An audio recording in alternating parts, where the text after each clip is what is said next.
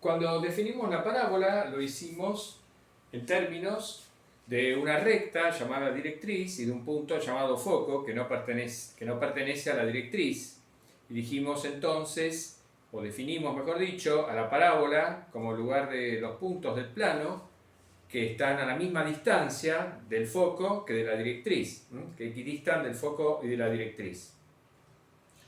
Bueno, modificando levemente esa definición, podemos incluir también a las elipses y a las hipérbolas. Es decir, en términos de una directriz, de un foco y de una constante positiva, podemos definir a todas las secciones cónicas no degeneradas, exceptuando a las circunferencias. Pero sí podemos incluir en esa definición a las elipses con focos diferentes, a las hipérbolas y a las parábolas. Concretamente, tenemos el siguiente teorema. Supongamos fijados en el plano E2 una recta L y un punto F que no pertenece a la recta L, y sea C el conjunto de todos los puntos del plano cuya distancia al punto F es igual a epsilon por su distancia a la recta L, donde epsilon es cierta constante positiva. Es decir, la razón de la distancia del punto P a F y a L resulta ser igual a una constante. El cociente entre la distancia del punto P a F y la distancia del punto P a la recta L es constante. Esa es la condición, es igual a una cierta constante fija. Es la condición que tiene que cumplir un punto P del plano para pertenecer al conjunto C. Entonces, el conjunto C está definido en términos de tres elementos que hemos fijado. La recta L, el punto F que no pertenece a L y la constante epsilon.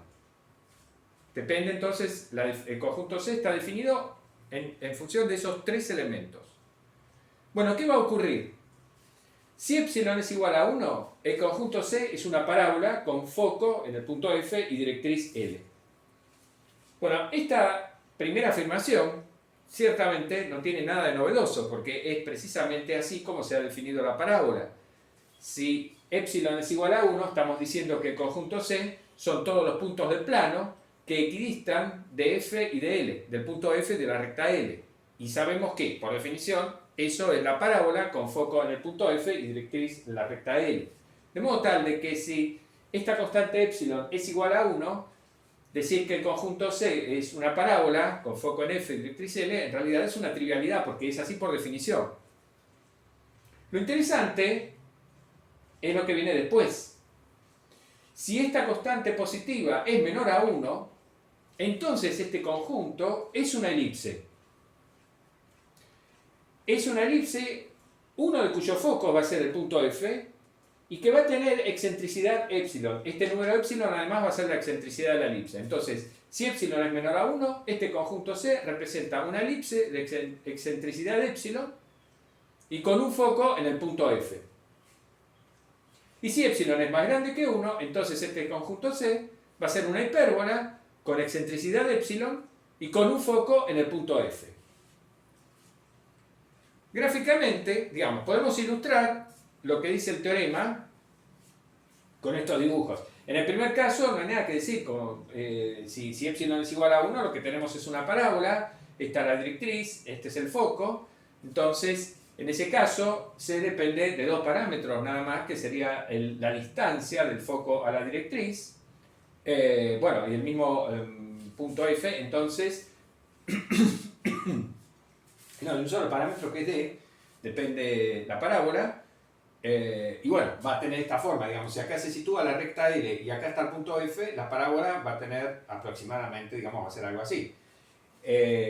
Dependiendo de D, va a ser la forma de la parábola más abierta o más aguda. En este caso, lo que va a ocurrir, si acá se sitúa la recta L y acá está el punto F, entonces la elipse va a tener un foco en este punto y el otro foco va a estar acá, ¿no? Digamos, esta condición con epsilon menor a 1 me expresa obviamente que digamos, todo punto sobre el conjunto C va a estar más cerca de F que de la recta. Entonces, digamos, la elipse va a estar situada de esta manera. Este punto va a estar más cercano a F que a la recta L. Entonces, acá voy a tener un foco, obligatoriamente el otro foco va a tener que estar por aquí. Más o menos va a quedar así. Pero, digamos, la forma de la elipse va a depender de la excentricidad y de la distancia del foco a la recta L. Y en el tercer caso, cuando esta constante epsilon es más grande que 1, bueno, entonces, si la recta L está acá, y si el foco está acá, si el punto F está acá, entonces acá voy a tener una rama de la hipérbola, y la otra rama de la hipérbola, bueno, va a estar del otro lado, va a estar el otro foco por allá, y la otra rama de la hipérbola va a estar por allá. Bien, en realidad acá hay un error en el dibujo porque, bueno, este punto debería estar más cerca de la recta L que del foco. Acá hay un error, ¿no? Digamos, lo correcto sería o acercar la recta, digamos, la recta L debería estar por acá. Bien, hay un error. Pero más o menos eso es lo que va a ocurrir. Bueno, esto es un teorema, hay que demostrarlo, lo vamos a demostrar a continuación.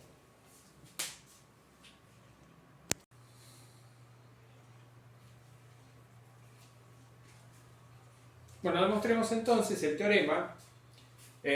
Bueno, como ya dijimos, si epsilon es igual a 1, no hay nada que probar. Así que suponemos que epsilon, la constante epsilon, es una constante positiva, pero distinta de 1. Bueno, ¿qué vamos a hacer? Podemos siempre fijar en el plano E2 un sistema cartesiano ortogonal con origen en el punto F, y de modo que la recta L nos quede, digamos, a la derecha, es decir, que la recta L tenga ecuación x igual a d. Acá el parámetro d representa la distancia del punto F a la recta L, y es un número positivo porque F no pertenece a la recta L. Entonces, la situación es, nosotros en el plano tenemos la recta L y el punto F, que no pertenece a la recta L. Bien, entonces podemos situar un sistema cartesiano ortogonal con origen en el punto F, de modo que la recta L queda a la derecha, como se muestra acá en este dibujo. Obviamente, si el punto F estuviera de este lado, también lo podemos hacer. Apuntamos el eje Y así y el eje X de esta forma. Entonces, siempre podemos disponer las coordenadas de esa manera. Bueno, muy bien. Entonces, un punto P del plano, cuyas coordenadas cartesianas son X e Y, va a pertenecer al conjunto C, que estamos tratando de identificar, si solo si se cumple esta relación, porque precisamente, por definición, el conjunto C son todos los puntos del plano, todos los puntos P del plano, que cumplen esta relación con la constante epsilon. Bueno, pero ahora, digamos, con este sistema de coordenadas que hemos fijado, la distancia del punto F al foco, la distancia del punto P al punto F es simplemente esto, porque el punto F está en el origen. Entonces, la distancia del punto P al origen es la raíz cuadrada de x cuadrado más y cuadrado. Y la distancia del punto P a la recta L, como observamos acá en el dibujo, la distancia de este punto a esta recta es esto que tenemos acá, es decir, esto que está acá. Pero la recta L tiene ecuación x igual a d, entonces acá está d. Entonces la distancia de P a L es x menos d. Pero como el punto podría estar también de este lado, debemos tomar el módulo de x menos d.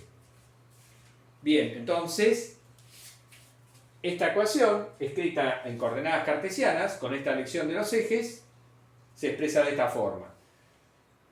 Bueno, pero esta ecuación equivale a esta que tenemos acá. Elevamos al cuadrado y vale un sí solo sí.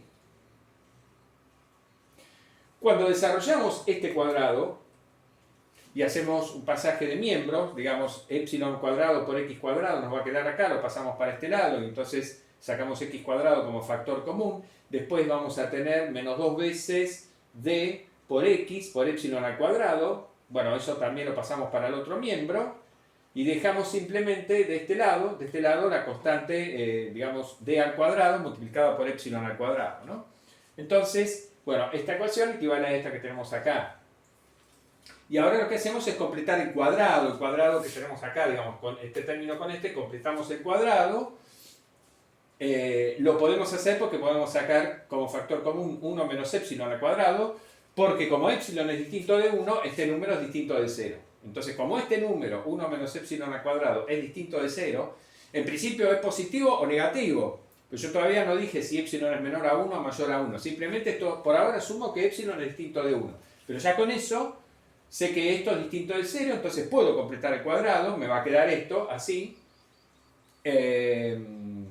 Y entonces, bueno, digamos, esta ecuación entonces va a ser equivalente a esta que tenemos acá. Y finalmente podemos dividir ambos miembros de la ecuación por este número, entonces nos va a quedar un 1 del segundo miembro, y en el primer miembro va a adoptar esta forma.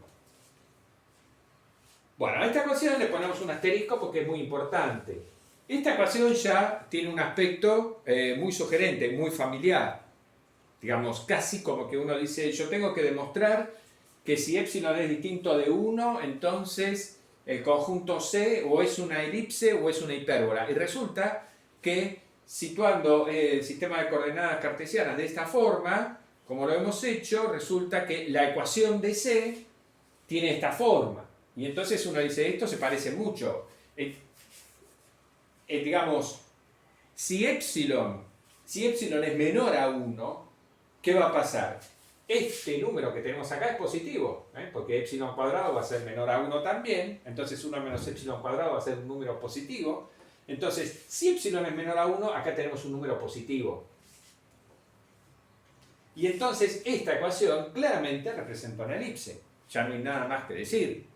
Podemos seguir indagando para ver, digamos, dónde va a estar situado el otro foco. Digamos, sabemos que un foco está en el origen.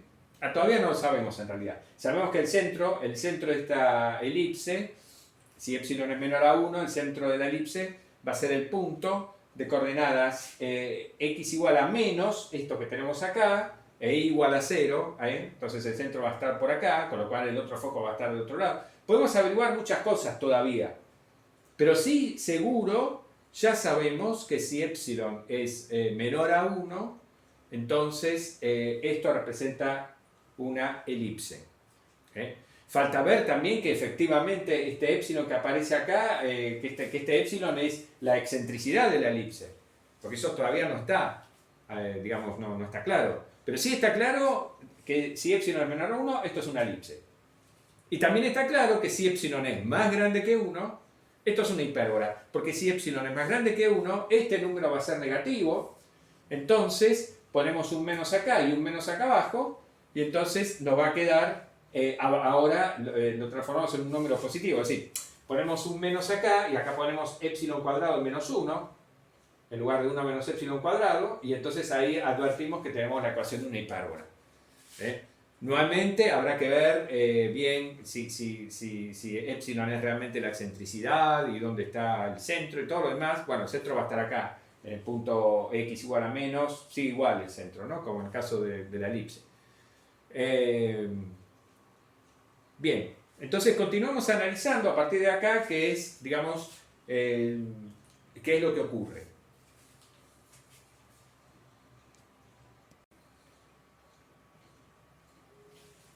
Bueno, entonces, si la constante epsilon positiva es menor a 1, la ecuación asterisco de la pizarra anterior corresponde a una elipse con centro en este punto, y el semieje mayor va a tener la longitud A igual a epsilon por d sobre 1 menos epsilon al cuadrado,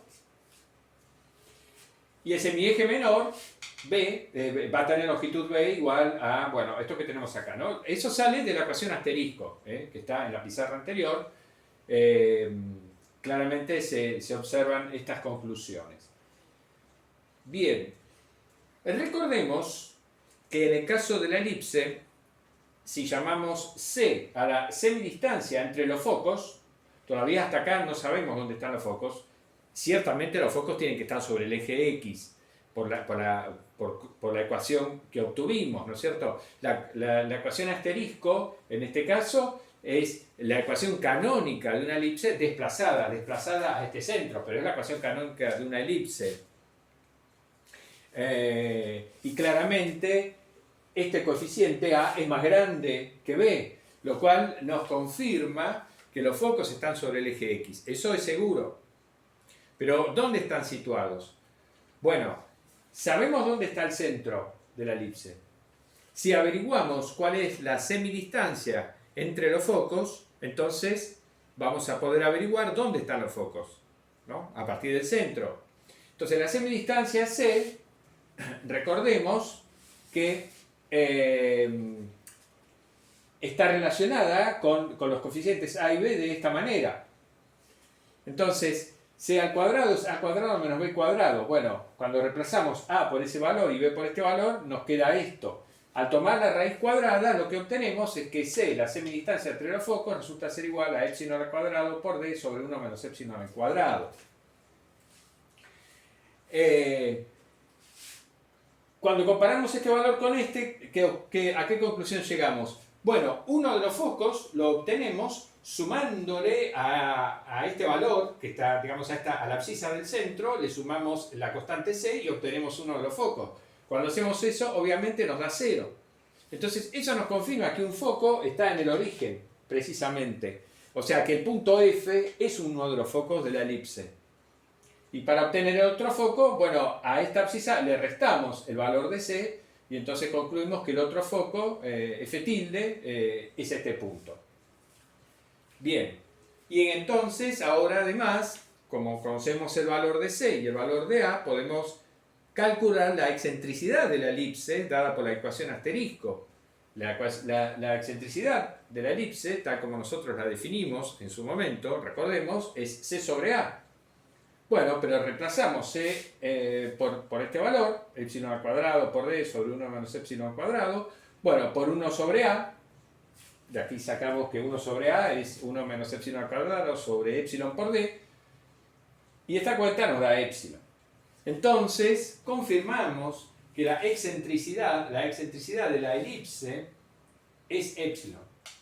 Entonces, confirmamos que lo que dice la tesis en el punto 2 es verdad. Si epsilon es menor a 1, entonces C es una elipse, uno de cuyos focos está ubicado en el punto F y tiene excentricidad epsilon, precisamente. Bueno, y si la constante epsilon es más grande que 1, asterisco nos queda en esta forma. La ecuación asterisco de la pizarra anterior la podemos escribir así, donde ahora, bueno, x0, es igual que lo que tenemos acá. Lo que ocurre es que ahora, como epsilon es más grande que 1, este denominador es negativo, entonces x0 va a ser positivo. Acá era negativo, pero acá es positivo. ¿Qué quiere decir eso? Que eso quiere decir que el centro bueno, esto ya está claro que es una hipérbola, ¿no? Pues es la ecuación canónica de una hipérbola desplazada, es decir, es una hipérbola con centro en el punto x0, 0. Bueno, pero como x0 es positivo, ahora el centro se sitúa, digamos, a la derecha del foco, del punto F. Por ahora no sabemos si es el foco, pero se ubica a la derecha del punto F. En el caso de la elipse estaba a la izquierda, ahora es a la derecha.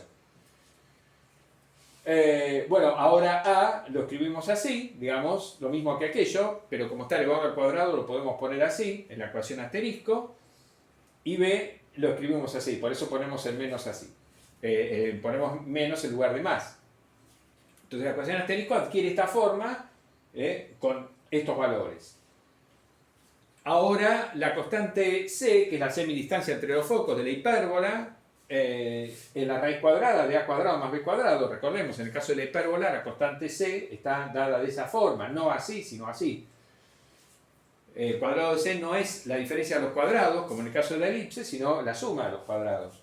Bueno, eso nos da este número, y entonces la excentricidad de la hipérbola, C sobre A, nos va a dar epsilon. Con este valor de C, ¿no es cierto? Al dividirlo por A, por este valor, obtenemos inmediatamente que nos da epsilon. Con lo cual, queda probado ya, digamos, todo lo que dice el teorema, según el enunciado que dimos. En el tercer caso, si la constante epsilon es más grande que 1, el conjunto C es una hipérbola, con un foco en el punto F y con excentricidad epsilon.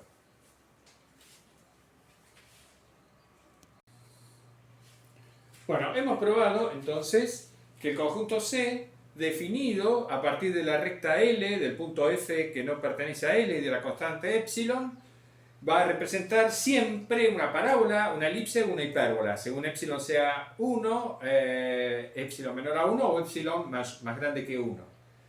Ahora bien, uno podría preguntarse si, digamos, mediante ese procedimiento se puede representar a todas las secciones cónicas. Es decir, uno dice, si yo tengo una elipse cualquiera determinada, seguro voy a poder siempre encontrar una recta L y un punto F de manera tal de expresar a esa elipse como hemos definido al conjunto C. Bueno, la respuesta es que sí. Concretamente, si tenemos una elipse con esta ecuación canónica, toda elipse puede representarse mediante una ecuación canónica, ¿no es cierto?, eligiendo los ejes en la forma apropiada. Si tenemos entonces esta elipse con A más grande que B, es decir, ponemos el eje focal sobre el eje X, entonces si la constante C es la semidistancia entre los focos y por lo tanto está dado por esta expresión, y si epsilon es la excentricidad de esta elipse, puede probarse lo siguiente, que esta elipse resulta ser el conjunto de puntos del plano cuya distancia al punto F es igual a epsilon por su distancia a la recta L, donde ahora, ¿quién es F acá? F es este punto del plano, es decir, es uno de los focos. Es el foco que está a la derecha del centro. Y esta recta L es la recta de ecuación x igual a a cuadrado sobre c cuadrado. Entonces, dada esta elipse, con A más grande que B, podemos definirla de esta manera, como definimos al conjunto C, tomando como directriz esta recta, la recta que tiene esta ecuación, y tomando como foco este punto.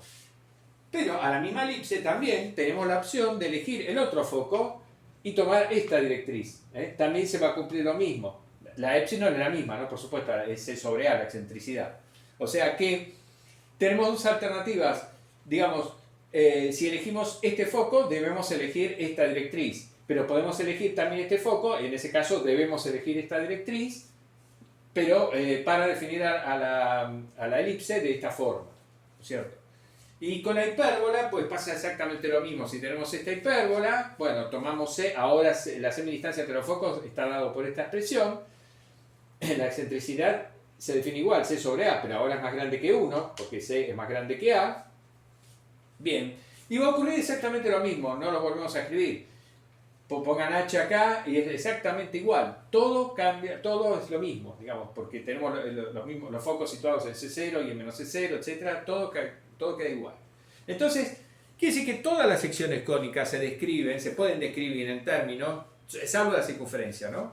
Todas las secciones cónicas no degeneradas, exceptuando la circunferencia, se pueden describir en términos de una recta L, la directriz, de un punto F que no pertenece a la directriz y de una constante positiva epsilon.